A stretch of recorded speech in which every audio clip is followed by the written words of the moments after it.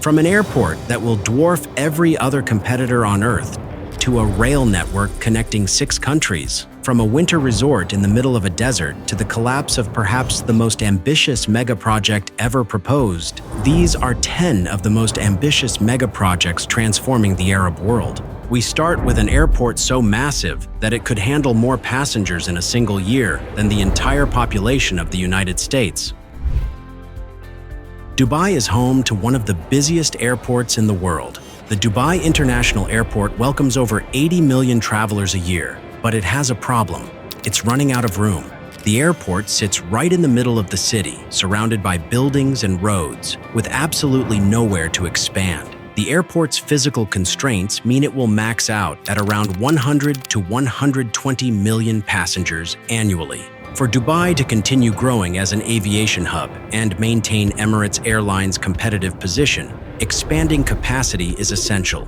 Dubai's solution to the problem is to build something even bigger. In April 2024, Dubai announced a $33 billion expansion of the Al Maktoum International Airport. The airport has been operational since 2010, but handles just over 1 million passengers annually. Most people don't even know it exists, but that's all about to change in a big way. The new plan will transform Al Maktoum into the largest airport on the planet. It will have 5 runways, 4 passenger terminals, and a capacity of 260 million passengers per year. To put that in perspective, Atlanta's Hartsfield-Jackson, currently the world's busiest airport, handles about 100 million. Al Maktoum will be nearly 3 times that size. Dubai needs the new airport because of its position as a global aviation hub. The city lies almost exactly halfway between London and Singapore, making it the perfect stopover point for long-haul flights. The city has built its entire economy around being a global connector, a place where East meets West, where business deals happen, and where millions of tourists come to experience something extraordinary. The new airport is planned to match the city's rapid expansion. Al Maktoum International Airport opened in 2010 in the Jebel Ali area, about 37 kilometers southwest of downtown Dubai. The location was chosen for its vast open desert that could accommodate massive expansion, a single runway, and a small terminal focused primarily on cargo operations. The plan was always to expand dramatically, but the timing would depend on when Dubai International reached capacity and when funding became available. The current expansion plan will transform Al Maktoum into an airport like no other. Construction is being planned in 3 distinct phases. Phase 1 focuses on building the core infrastructure, 2 of the 5 runways, the first terminal complex, and the essential support facilities including the air traffic control tower, fuel systems, and maintenance hangars. This phase targets completion by the mid-2030s and will bring capacity to 130 million passengers annually. Phase 2 will add the second terminal and additional runways, pushing capacity toward 200 million. Phase 3, targeted for completion around 2050, will finish the remaining infrastructure and reach the ultimate capacity of 255 million passengers. The cargo facilities represent a project within the project. Al Maktoum is being designed to handle 16 million tons of freight annually, making it one of the world's premier air cargo hubs. This reflects Dubai's strategy of positioning itself as a global logistics center, where goods from Asia can be quickly transferred to aircraft bound for Europe, Africa, or the Americas. Massive warehouses, temperature-controlled facilities for perishables, and specialized handling equipment for dangerous goods are all part of the plan. But an airport of this scale can't function in isolation. The expansion plan includes a 40-kilometer network of roads and rail connections. A dedicated metro line will link Al Maktoum to Dubai's existing metro system, allowing passengers to reach the airport from anywhere in the city without driving. Highway expansions will accommodate the thousands of taxis, buses, and private vehicles that will serve the airport daily. Even the Etihad Rail Network, UAE's national railway system, will have a station at Al Maktoum, potentially allowing passengers to arrive by train from Abu Dhabi or other Emirates. There's also fierce regional competition at play. Saudi Arabia has announced plans for King Salman International Airport in Riyadh. which will have capacity for 185 million passengers and aims to position Riyadh as the region's aviation hub. Abu Dhabi is expanding its airport to accommodate the growth of Etihad Airways. Qatar's Hamad International Airport continues expanding following the World Cup. Dubai's leadership views the Al Maktoum expansion as necessary to maintain the city's position as the Middle East's premier aviation gateway. As of early 2026, the project remains largely in planning and early design phases. Environmental assessments are underway, engineering firms are refining designs, and the phasing strategy is being finalized. Actual construction, the moment when bulldozers begin moving earth and concrete starts being poured, hasn't yet begun on the expansion. This is why the mid-2030 timeline for Phase 1 seems more realistic than the 2030 target initially floated. While Dubai focuses on dominating the skies, its regional rival is building an airport of its own, one that could challenge Dubai's aviation supremacy and reshape the balance of power in the Middle East. King Salman International Airport in Riyadh isn't just Saudi Arabia's attempt to compete with Dubai. It's a centerpiece of Crown Prince Mohammed bin Salman's Vision 2030 plan to transform the kingdom's economy away from oil dependency. And the numbers they're throwing around are staggering even by Middle Eastern standards. The airport is planned to cover 57 square kilometers, making it one of the largest airport complexes by land area in the world. When completed, it will have 6 parallel runways and the capacity to handle 185 million passengers annually by 2050. That's more than London Heathrow, Tokyo Haneda, and Los Angeles International combined. But this isn't just about regional supremacy. Riyadh's current aviation situation also calls for a revamp. King Khalid International Airport, built in the 1980s, handles about 30 million passengers annually and is approaching capacity. The airport was designed for a much smaller Riyadh. However, the city has seen explosive growth with over 7 million residents and is expanding further, making the existing airport unsustainable for long. But rather than simply expanding King Khalid, Saudi Arabia decided to think bigger. King Salman International Airport will be built on the site of the old Riyadh Air Base, about 35 kilometers north of the city center. The location offers vast, empty land for expansion while still being reasonably close to Riyadh's growing urban area. The master plan includes 6 parallel runways, more than almost any airport in the world. The terminal complex will span 9 square kilometers, with multiple concourses running from a central terminal building. The airport's design is inspired by traditional Saudi culture. Geometric patterns and spaces that reference Islamic architecture will be seen throughout the mega airport. The goal is to create an airport that feels distinctly Saudi while offering world-class efficiency and service. A key part of the project is integration with Riyadh's expanding public transportation network. High-speed rail connections will link the airport to downtown Riyadh and potentially to other Saudi cities. Metro lines will provide local connectivity. The aim is to make the airport accessible, reducing traffic congestion and environmental impact. This $36 billion plan is also in line with Saudi Arabia's aviation ambitions. The kingdom announced in 2023 that it would create a new national airline, Riyadh Air, to compete with Emirates, Qatar Airways, and Etihad. This will be Riyadh Air's home base, with dedicated facilities and gates. The government also announced plans to dramatically expand existing carrier Saudia. Together, these airlines would funnel millions of passengers through the new airport, creating an aviation ecosystem to rival Dubai. Built at the crossroads of Asia, Europe, and Africa, the airport will leverage its location to accommodate up to 12 million tons of cargo annually. Construction officially began in 2024 with site preparation and initial infrastructure work. Initial earthworks and foundation preparation are underway, with the first runway and essential infrastructure taking shape. The first phase targets completion around 2030 to 2032, which would bring capacity to 50 to 60 million passengers, enough to replace King Khalid Airport and accommodate initial growth. Subsequent phases would add capacity incrementally, reaching the full 185 million passenger target by the mid-2040s. For decades, Dubai has dominated Middle Eastern aviation. Emirates Airline is the world's largest international carrier, and Dubai International is among the busiest airports globally. Saudi Arabia, despite being larger and more populous, has lacked comparable aviation infrastructure. King Salman International Airport aims to change that equation, giving Saudi Arabia the physical infrastructure to compete directly with Dubai. From the competition for aviation supremacy, we shift to a project that's already operational and proving its worth, a rail network that moved millions during one of the world's biggest sporting events.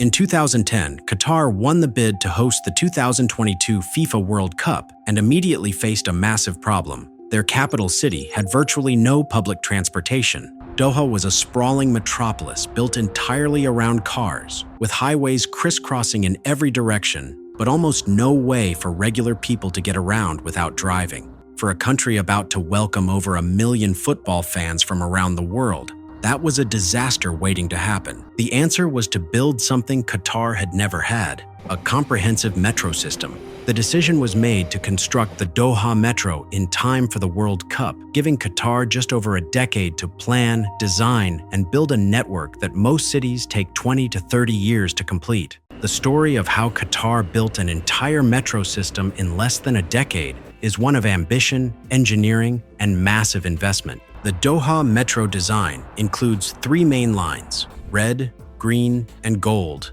totaling 76 kilometers of track. The system is entirely driverless, with automated trains controlled by sophisticated computer systems. 37 stations were built for the initial phase, with designs ranging from relatively simple to architecturally spectacular. The stations at major venues and tourist areas feature dramatic designs with soaring ceilings, natural light, and artwork reflecting Qatari culture. Construction began in earnest in 2013 with multiple contractors working simultaneously on different sections. The scale of the operation was enormous. Tunnel boring machines carved out underground sections beneath Doha's urban areas, while elevated sections were constructed along highways and through less developed areas.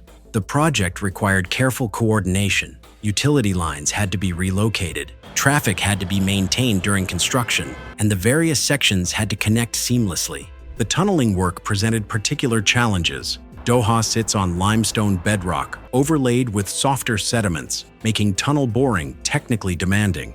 The tunnel boring machines had to be carefully calibrated to handle varying ground conditions. Water infiltration was a constant concern, requiring pumping and waterproofing measures. And the depth of the tunnels, some running 30 to 40 meters below ground, meant that excavating station areas required massive amounts of material removal. At peak construction, over 100,000 workers were employed on the Doha Metro project. This workforce came from dozens of countries, with significant numbers from India, Nepal, Bangladesh, and the Philippines. The working conditions became controversial, with international organizations and media outlets raising concerns about worker safety, living conditions, and labor rights.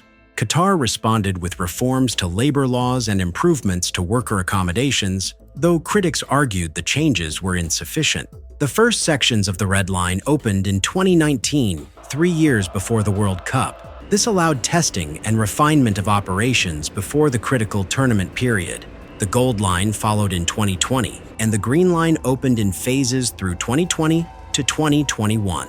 By late 2021, the system was largely complete and undergoing extensive testing to ensure reliability during the World Cup. The investment required was staggering. The total cost reached approximately $36 billion, making it one of the most expensive metro systems per kilometer ever built. Several factors drove the high costs. The accelerated timeline required premium payments to contractors and suppliers. The driverless technology and advanced systems were expensive. The elaborate station designs cost far more than basic facilities, and the challenging ground conditions increased tunneling costs. During the 2022 World Cup, the metro proved its worth. Qatar's brand new system transported 18 million passengers between venues, hotels, and attractions. Trains arrived every 90 seconds during peak periods. 5 of the 8 World Cup stadiums had direct metro connections, allowing fans to travel between matches easily.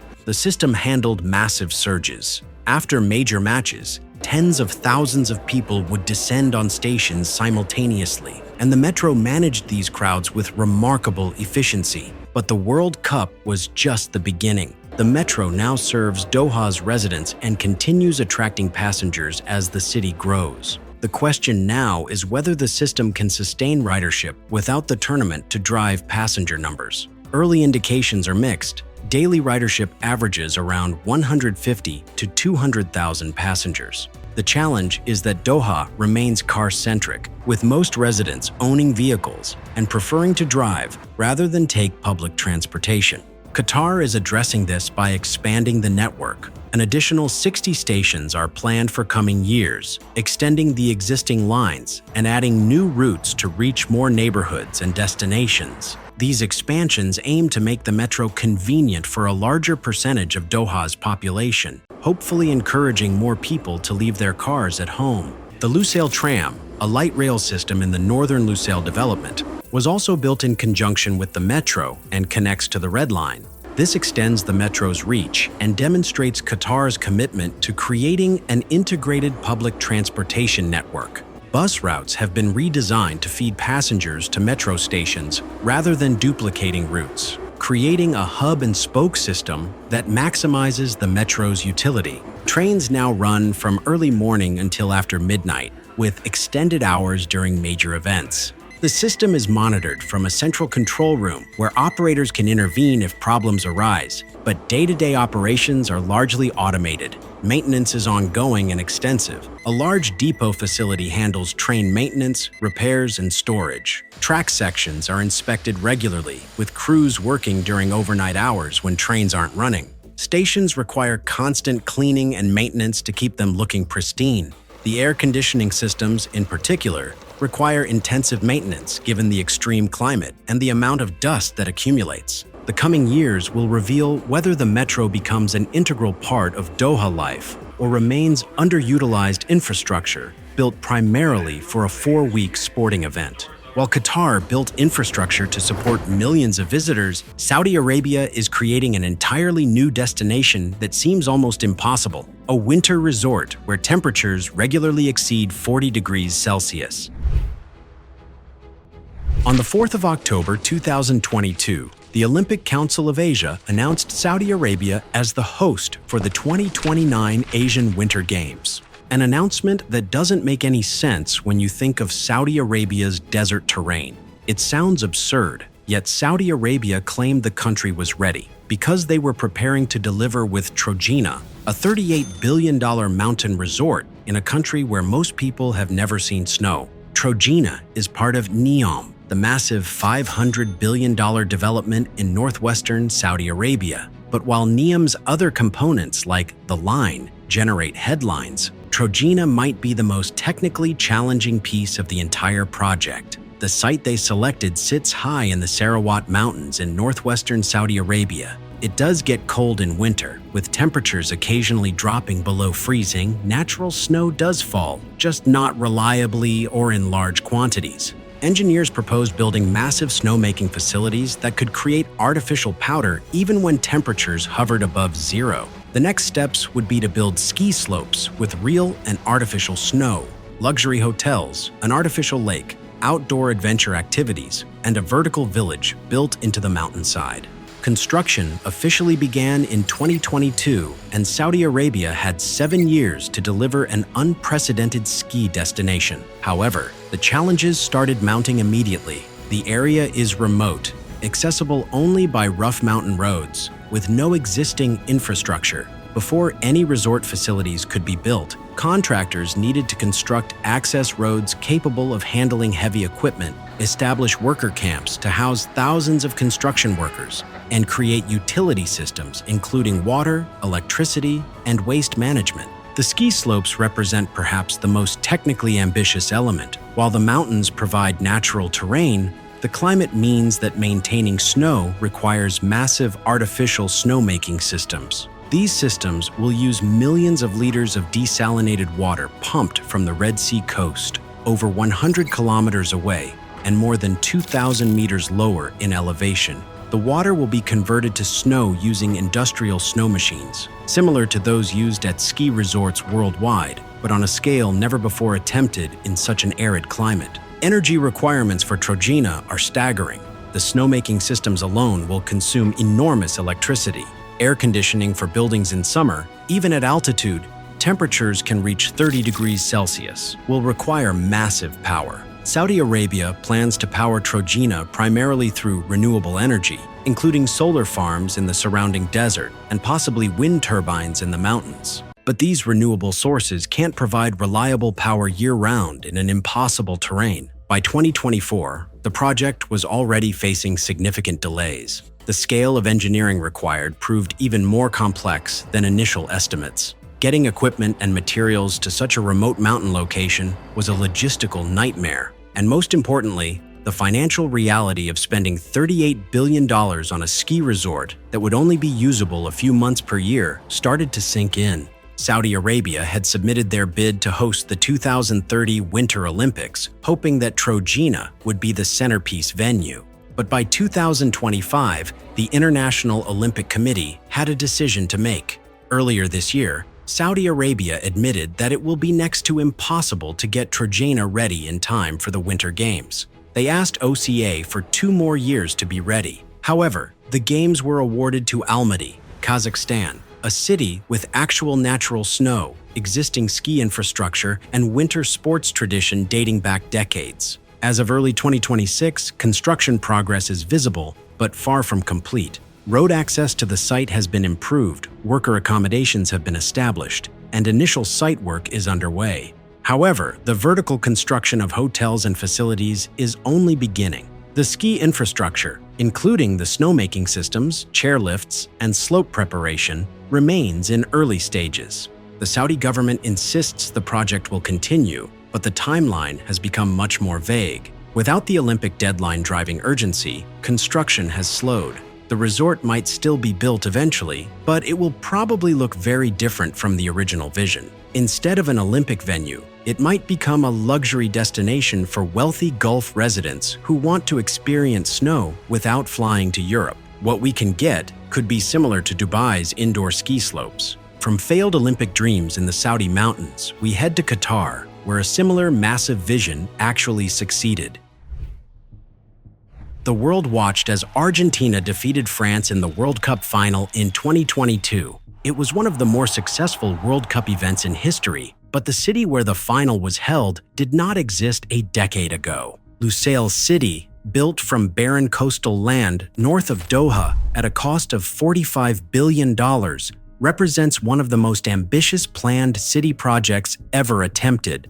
And the 2022 World Cup final was both its global debut and its ultimate test. In the early 2000s, Qatar was experiencing rapid population growth and Doha was expanding in every direction. The government recognized that simply allowing unplanned sprawl would create the traffic congestion, infrastructure problems, and chaotic development that plagued many Gulf cities. The solution was to plan and build an entirely new city from scratch. The location chosen was a stretch of coastline about 15 kilometers north of central Doha, close enough to the capital while being separate enough to develop independently. A blank canvas where planners could create whatever they envisioned without constraints from existing development. Planning for Lusail City began in 2005, and the first thing workers had to do was literally create land. Much of Lusail sits on reclaimed coastline, meaning millions of tons of sand and rock had to be dredged from the seafloor and compacted into a foundation stable enough for skyscrapers.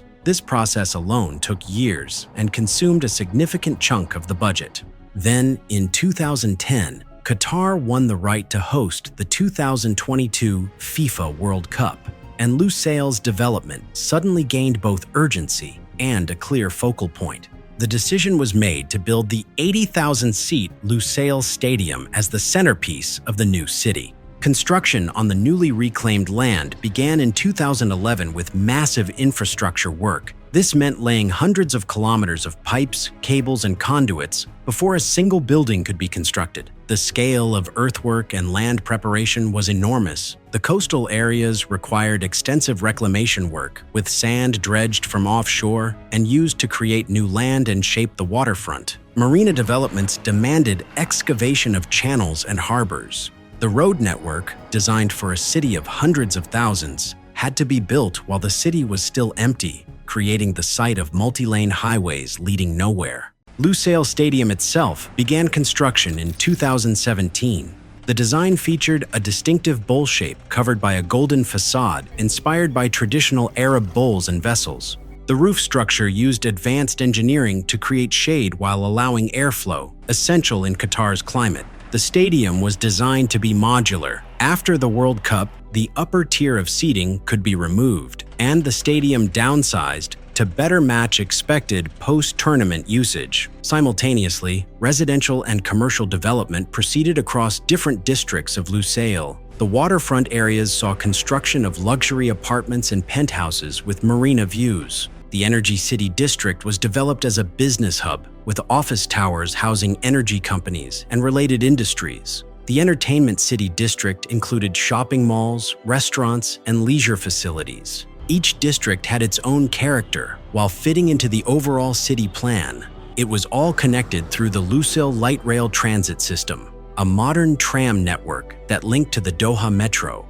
The $45 billion total investment makes Lusail one of the most expensive planned city projects in history. This figure includes all infrastructure, the stadium and sports facilities, commercial and residential construction, the tram system, parks and public spaces, and the innumerable supporting systems needed for a functioning city. The funding came primarily from the Qatari government through various state-owned companies and investment vehicles. The workforce required to build Lusail at peak construction numbered in the tens of thousands. Workers came from across Asia, Africa, and the Middle East, living in purpose-built labor camps on the outskirts of the development. The working conditions and labor rights became a source of international controversy, with human rights organizations documenting issues including wage theft, dangerous working conditions, and restrictions on workers' freedom of movement. Qatar implemented labor reforms in response, though critics argued the changes were insufficient and came too late for workers who had already suffered.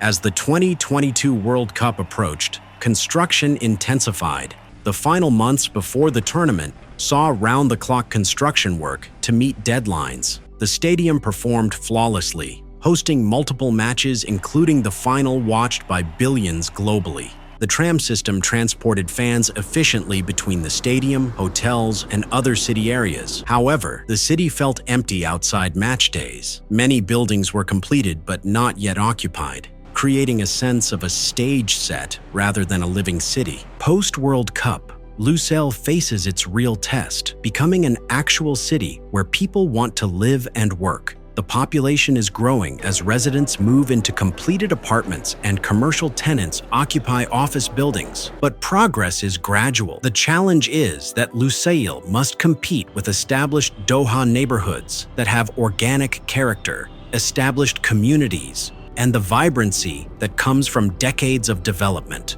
The Lusail Stadium itself underwent the planned downsizing after the World Cup, with the upper tier removed to reduce capacity to around 40,000. The question now is what will fill those seats. Qatar's domestic football league doesn't draw massive crowds, and while the stadium can host other events, keeping it utilized year-round is challenging. Maintaining a modern city in Qatar's extreme climate requires enormous energy and water resources regardless of efficiency measures. As of 2026, Lusail exists in a transitional state. It's no longer a construction site, but it's not yet the thriving city of 450,000 residents that was envisioned. The current population is estimated at 70,000 residents, far behind the target. The city has the infrastructure, buildings, and systems to support far more people. What it needs now is the organic growth, economic activity, and community development that makes a collection of buildings into a real city. Qatar is continuing to invest in Lusail's development, with new projects announced regularly. Additional residential buildings are under construction,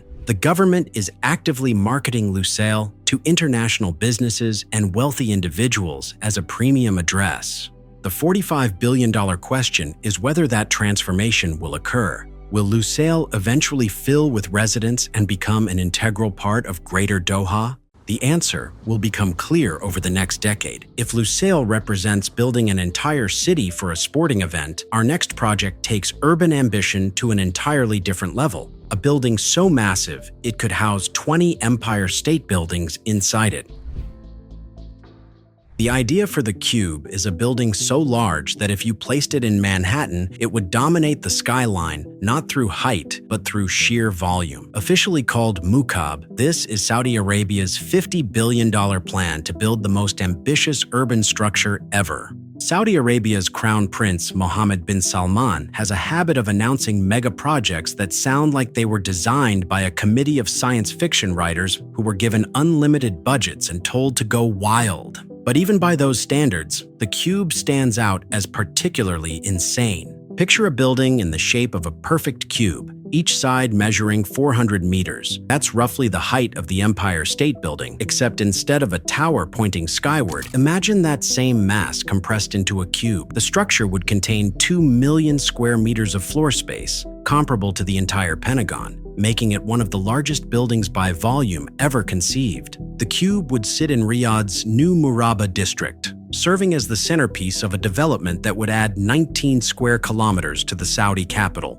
The building's exterior would feature triangular windows, creating a fractured gold appearance, designed to shimmer in the desert sun. Inside, the plans call for luxury apartments, hotels, shopping areas, entertainment venues, and something called an immersive experiential platform, which appears to be marketing speak for, "We're not entirely sure yet, but it'll be expensive." The most striking feature of the Cube would be its central atrium, a massive hollow space at the building's core, creating what architects call a vertical neighborhood. Residents could look down into this void from their apartments, with the bottom serving as a public space featuring suspended gardens and entertainment areas. It's like taking a city square and rotating it 90 degrees. The engineering challenges of building such a structure are mind-boggling. A 400-meter cube doesn't follow traditional building physics. Normal skyscrapers are designed to sway in the wind, flexing slightly to absorb stress. But a cube has different structural requirements. The massive flat surfaces would catch wind like a sail, creating enormous lateral forces. The corners would need reinforcement beyond anything used in conventional construction. And that hollow center? It creates load distribution problems that engineers are still trying to solve. Then there's the practical question: why? What functional purpose does a cube shape serve beyond looking interesting? Traditional skyscrapers are tall and narrow because that maximizes rentable space while minimizing the building's footprint. A cube does the opposite. It's incredibly inefficient from a real estate perspective, with much of the interior far from natural light or exterior views. The middle floors, sitting hundreds of meters from any window, would be completely reliant on artificial lighting and ventilation. Saudi Arabia claims the cube represents the future of urban architecture, a way to create vertical density while maintaining community spaces. But critics point out that nobody has ever successfully built a structure like this before because the design fundamentally doesn't work for how humans actually use buildings. We like windows. We like knowing which direction is outside. We don't particularly enjoy being in the middle of a massive cube where every direction looks the same. The $50 billion budget seems pulled from thin air. Most construction experts who've analyzed the project estimate the real cost would be significantly higher, potentially double or triple the announced figure. Building a structure this unique means custom engineering nearly every component. There are no off-the-shelf solutions for 400-meter cube corner reinforcement or suspended garden system in a hollow core megastructure. Every single element would need to be designed, tested, and manufactured specifically for this project. Construction was supposed to begin in 2023, with completion targeted for 2030 as part of Saudi Vision 2030. But as of 2024, there's been no groundbreaking, no visible progress, and increasingly vague statements from Saudi officials about timelines. The project appears to be stuck in the planning phase, with engineers still trying to figure out how to actually build the thing. Will the cube ever be built? Probably not as currently designed. Saudi Arabia has a pattern of announcing spectacular megaprojects with huge fanfare, then quietly scaling them back or canceling them when reality intrudes. The cube will likely go the same way. Perhaps a much smaller version gets built eventually, or the design gets modified into something more conventional, or it just fades away entirely. But in a strange way, that doesn't matter. The cube was never really about creating functional architecture. It was about generating headlines, about making the world talk about Saudi Arabia as a place of innovation and ambition. In that goal, it absolutely succeeded. We're sitting here discussing a building that doesn't exist and probably never will, and that's exactly what Mohammed bin Salman wanted. The cube represents the purest form of megaproject as propaganda. The design is the message, and whether it actually gets built is almost beside the point. Saudi Arabia wants to be seen as a country building the future, even if that future is physically impossible. From imaginary cubes in Riyadh, we head to Egypt, where another mega capital city is actually taking shape.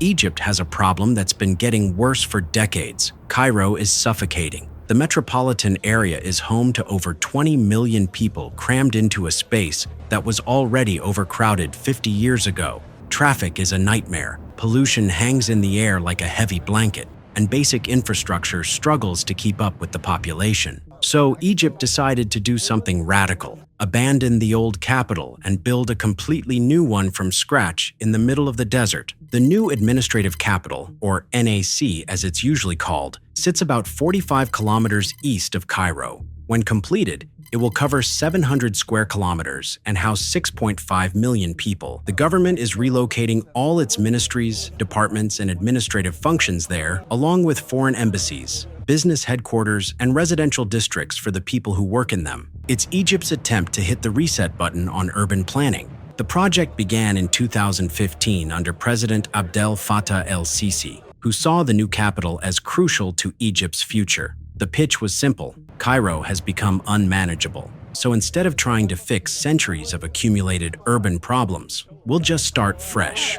Build new infrastructure properly from the beginning, create organized districts, implement smart city technology, and give Egypt a capital worthy of its ambitions. The scale of construction has been staggering. The first phase alone includes 25 residential districts, a government quarter with buildings for all major ministries, a massive cathedral and mosque sitting side by side, a new international airport, and enough office space to accommodate hundreds of thousands of workers. The centerpiece is the Octagon, an enormous government building that serves as el-Sisi's presidential palace and the administrative heart of the nation. Then there's the iconic tower, a 385-meter skyscraper that will be the tallest building in Africa when completed. Because apparently, you can't build a new capital city without also building the biggest tower on the continent. The tower will house offices, luxury apartments, and a viewing deck offering panoramas of the empty desert that surrounds the city. The new capital was up and running in 2024. For the first year, the 8-lane highways had almost no cars on them. Enormous government buildings sat mostly empty, waiting for ministries to finish relocating. The residential towers had lights off, and it felt like a movie set for a city rather than an actual living, breathing place. The $58 billion price tag kept climbing. Egypt is using Chinese contractors for much of the construction, and funding comes from a mix of government bonds, loans from China, and sales of government assets. But Egypt's economy has been struggling. The currency has devalued significantly, and the cost of importing building materials keeps increasing. Some analysts estimate the real cost could exceed $80 billion by the time the project is truly finished. Critics have been brutal in their assessment. They point out that Egypt has massive problems with poverty, unemployment, and crumbling infrastructure in existing cities. Spending $58 billion on a vanity project in the desert while millions of Egyptians struggle with basic services seems tone-deaf at best and actively harmful at worst. The money could have renovated Cairo's metro, improved schools, upgraded hospitals, tangible benefits for people who actually exist rather than a monument to presidential ambition. There were also questions on whether anyone would actually want to live there. Government employees were being told they must relocate to NAC or lose their jobs. Moving to the new capital meant longer commutes to see family in Cairo, separation from established communities, and higher living costs in a city where everything is new and expensive. The residential towers were priced for upper-middle-class buyers, but those buyers seemed content staying in Cairo's established neighborhoods. Yet slowly, the NAC is coming to life. Government ministries began relocating in 2021, and by 2024, most major departments have at least partial operations there. The population has grown to several hundred thousand, nowhere near the 6.5 million target, but enough to create actual urban activity. Businesses are opening as they follow government contracts. Schools and hospitals are becoming operational. The biggest test will come when Egypt truly tries to rebrand the NAC as the nation's capital, updating maps, redirecting international flights, and telling the world that this new city in the desert is where Egypt's government resides. Whether that rebranding sticks depends on factors beyond just construction. It requires creating a sense of place, identity, and community that you can't simply build with concrete and steel. Now, the cranes keep building, the highways keep expanding, and Egypt keeps spending billions on a dream that Cairo couldn't contain. From Egypt's new capital rising in the desert, we head to Dubai, where another massive development has been stuck in limbo for nearly 2 decades. In 2003, Dubai announced a project so ambitious, so over the top, that it made every other tourism development on Earth look modest by comparison. Dubai land would cover 278 square kilometers, twice the size of Disneyland and Disney World combined, and feature everything from theme parks to sports complexes, shopping malls to cultural attractions, hotels to residential communities. It would be the world's largest tourism and entertainment destination, attracting 200 million visitors annually. The announcement came during Dubai's massive boom years, when oil money was flowing, real estate prices were skyrocketing, and the city seemed convinced it could build absolutely anything. Sheikh Mohammed bin Rashid wanted to diversify Dubai's economy beyond oil, and tourism was the answer. But Dubai couldn't just build normal theme parks. They needed the biggest, the best, the most extravagant entertainment complex ever conceived. The master plan divided Dubai land into multiple zones, each with its own theme. There would be a massive indoor ski slope that would make the one in Mall of the Emirates look tiny, a replica of the Hanging Gardens of Babylon, a sports city with stadiums for every major sport, an enormous shopping district modeled after a traditional Arabian souk but supersized to mall proportions. Universal Studios was in talks to build a major park there. Marvel had signed on for a superhero-themed attraction. The list went on and on. Construction actually began in 2003, and for a few years, real progress happened. Land was cleared, infrastructure was laid, and a few early attractions started taking shape. The Global Village, a cultural festival and shopping destination, opened in 2004 and became genuinely popular with both tourists and locals. IMG Worlds of Adventure, a massive indoor theme park, broke ground. Things were moving. Then, 2008 happened. The global financial crisis absolutely devastated Dubai's economy. Real estate prices crashed by 50% or more. Credit dried up instantly. Construction companies went bankrupt. Foreign investors fled. Projects across the city ground to a halt, and Dubai land was hit particularly hard because it was almost entirely dependent on speculative investment and future tourism revenue. By 2009, Dubai land was a wasteland. Huge tracts of cleared land sat empty. Half-built structures rusted in the desert sun. The roads that had been paved led to nothing. It looked like a post-apocalyptic theme park, which in a way it was, a monument to the excesses of the boom years that came crashing down.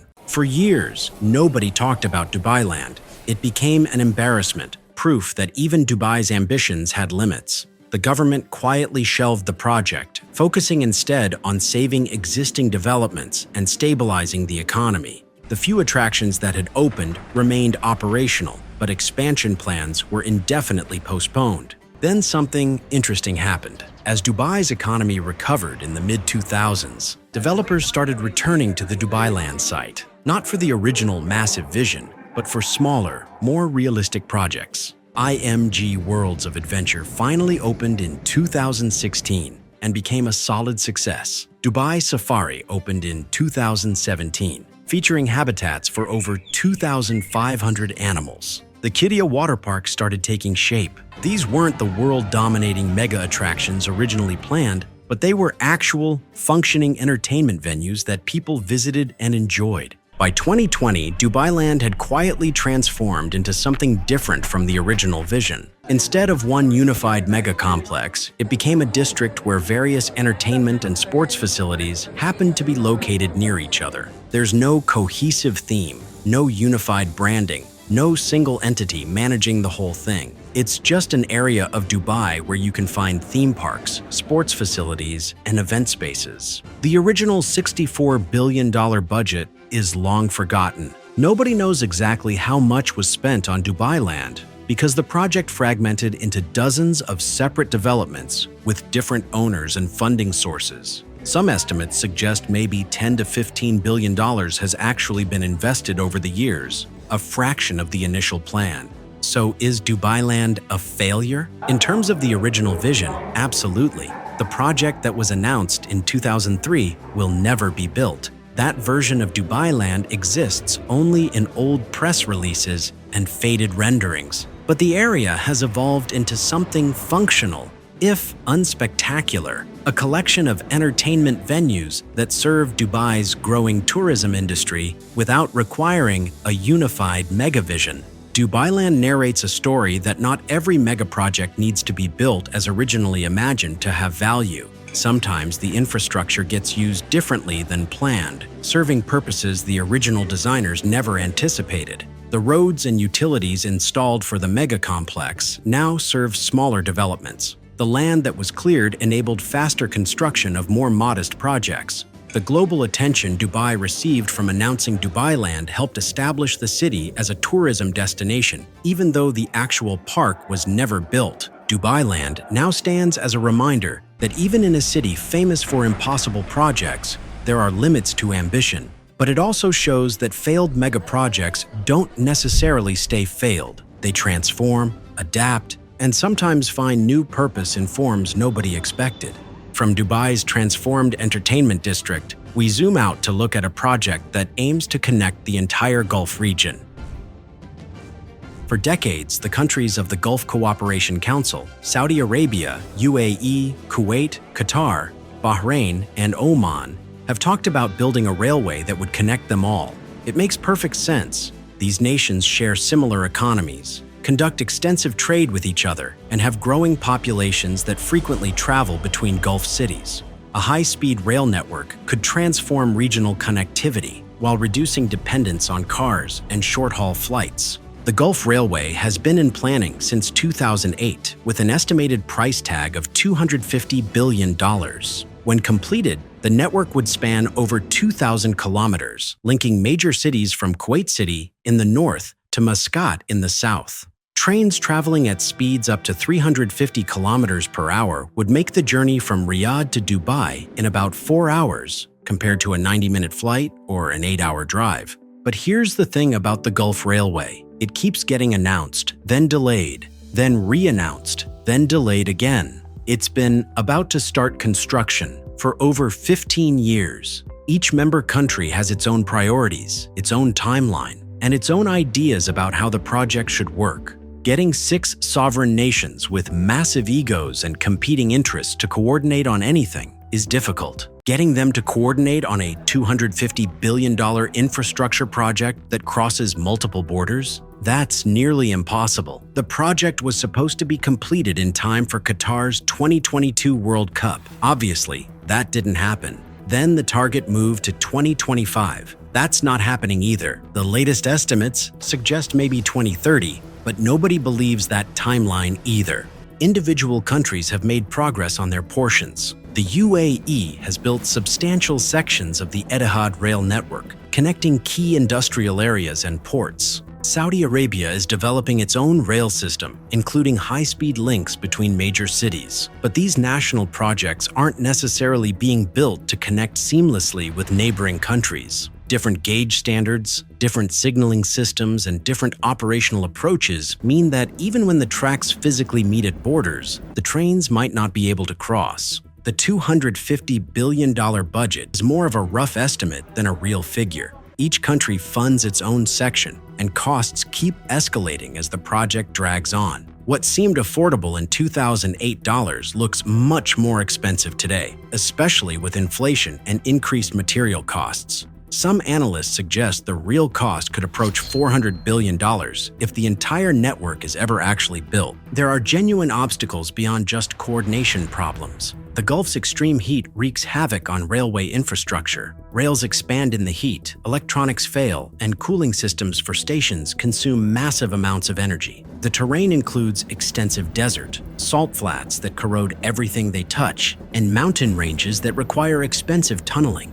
Building rail in the Gulf is simply harder and more expensive than building it almost anywhere else. Despite all the delays and doubts, the Gulf Railway refuses to die. It gets mentioned in every new economic plan, every tourism strategy, every vision statement released by Gulf governments. The project has taken on symbolic importance beyond its practical value. It represents regional unity, modern infrastructure, and the Gulf's transition from oil-dependent economies to diversified modern states. If the Gulf Railway is ever completed, it will be a genuine achievement in international cooperation and infrastructure development. A seamless, high-speed network connecting 6 countries would boost regional trade, tourism, and economic integration in meaningful ways. But if is doing a lot of work here. At $250 billion, it stands as the second most expensive megaproject on our list, but the #1 spot belongs to a project so absurd, so technically impossible, that it makes the Gulf Railway and Trojena look reasonable in comparison. There are ambitious megaprojects, and then there's the line, a proposal so audacious that when Crown Prince Mohammed bin Salman first unveiled it in 2021, many observers thought it was satire. A city built as a straight line 170 kilometers long, 200 meters wide, and 500 meters tall, stretching across the desert with no cars, no streets, and 9 million residents living in a mirrored glass structure that would be visible from space. The estimated cost? At least $500 billion, possibly exceeding $1 trillion. The line would be car-free, pollution-free, and unlike any city ever built. It sounded less like urban planning and more like science fiction. Saudi Arabia made extraordinary promises about what the line would deliver. The project would create 380,000 jobs during construction and more after completion. It would add $48 billion to Saudi GDP annually. It would be powered entirely by renewable energy, producing 0 carbon emissions. The city would be completed by 2030, giving Saudi Arabia less than a decade to build something that had never been attempted in human history. Most ambitiously, the line would reimagine how humans live in cities. Water desalination and pumping systems, and advanced technology integration would each represent multi-billion-dollar expenditures. Some estimates suggested the true cost could cross the trillion-dollar mark if the project was actually built as described. Skepticism emerged immediately from urban planners, architects, engineers, and economists. The physics of a 170-kilometer building presented problems no one had solved. How do you prevent a structure that longed from cracking as it expands and contracts with temperature changes? The economics seemed dubious. Who would actually want to live in a 170-kilometer-long building in the middle of the desert? The timeline was absurd. Megacities take generations to develop, not 9 years. And the whole concept of a linear city contradicted a century of urban planning knowledge about how cities actually function. But Saudi Arabia insisted the line was real. In October 2022, construction officially began with a groundbreaking ceremony. Footage showed excavators moving earth, workers on site, and Crown Prince Mohammed bin Salman declaring that the line would be Saudi Arabia's gift to the world. The government released images of initial construction work, with massive earth-moving operations clearing the route where the line would be built. For skeptics who thought the line was just a promotional video, this was concerning. Saudi Arabia appeared to be actually attempting this impossible project. By early 2023, satellite imagery confirmed extensive construction activity. Massive excavation work stretched across portions of the planned route. Temporary worker camps were established to house the tens of thousands of laborers who would be needed. Roads were being built to access remote desert areas where the line would rise. The scale of earth being moved was visible from space. Millions of cubic meters of rock and sand excavated to prepare foundations.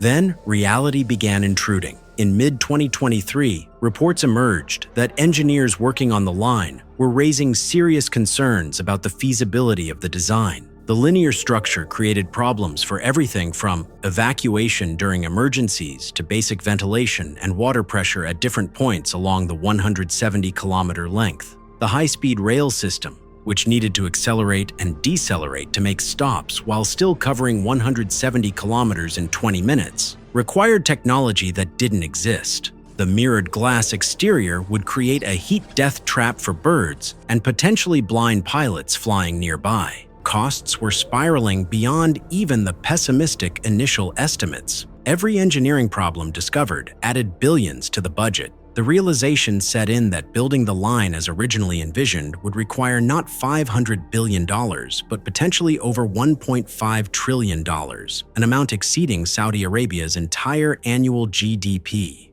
Even with the kingdom's vast oil wealth and the public investment funds' hundreds of billions in assets, finding that much money for a single project would strain Saudi finances to the breaking point. Human rights organizations began documenting disturbing reports from the line's construction sites. Workers described dangerous conditions, withheld wages, and passport confiscation, the same abuses that had plagued other Gulf megaprojects for decades. More disturbingly, reports emerged that Saudi authorities had forcibly evicted and in some cases killed members of the Hawai Tat tribe who lived in areas designated for the line. The Saudi government also faced allegations that the entire NEOM project, including the line, was being used to enrich contractors and officials through inflated contracts and questionable procurement processes. While direct evidence of corruption was difficult to obtain in Saudi Arabia's opaque system, the massive budgets and rushed timelines created obvious opportunities for funds to disappear into private pockets rather than actual construction.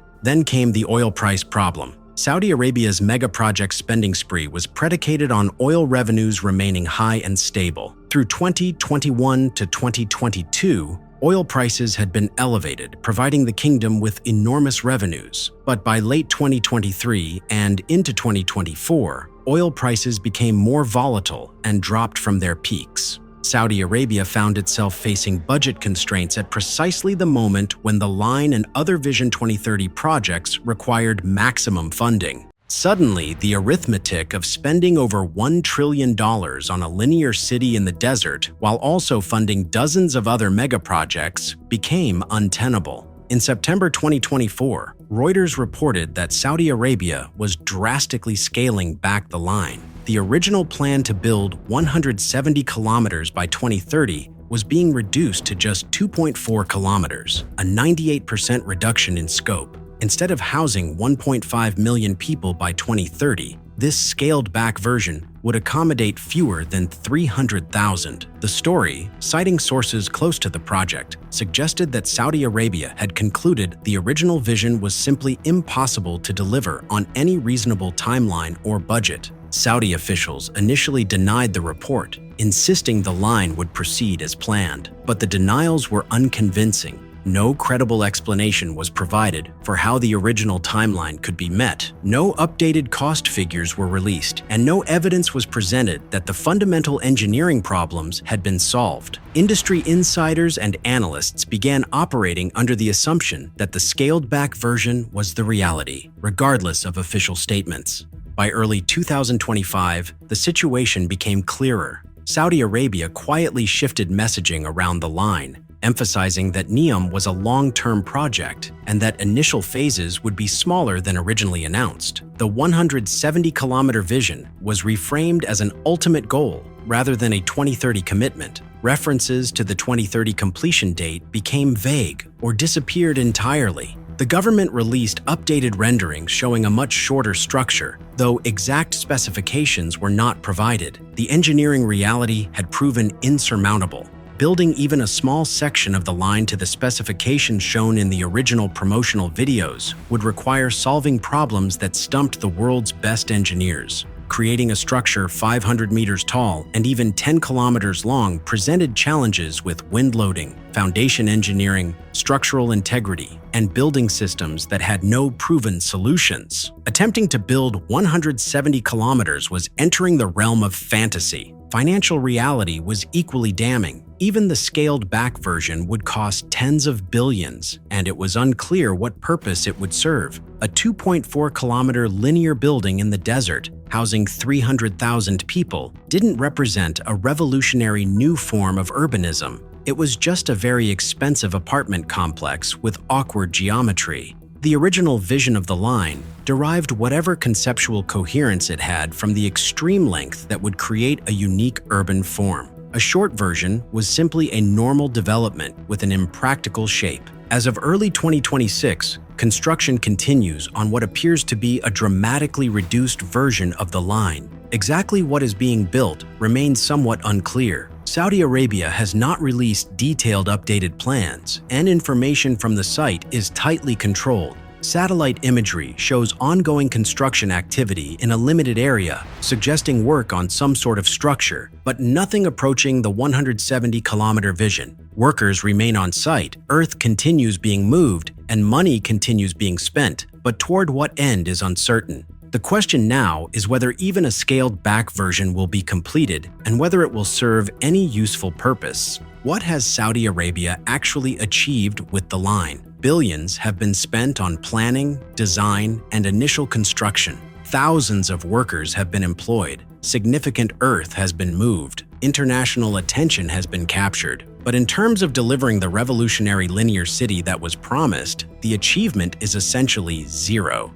The line appears destined to become one of the most expensive failures in megaproject history. Which of these megaprojects do you think will actually deliver on its promises? And which will become cautionary tales about the limits of ambition? Let us know in the comments below. Keep following Signum for more updates on world's greatest creations.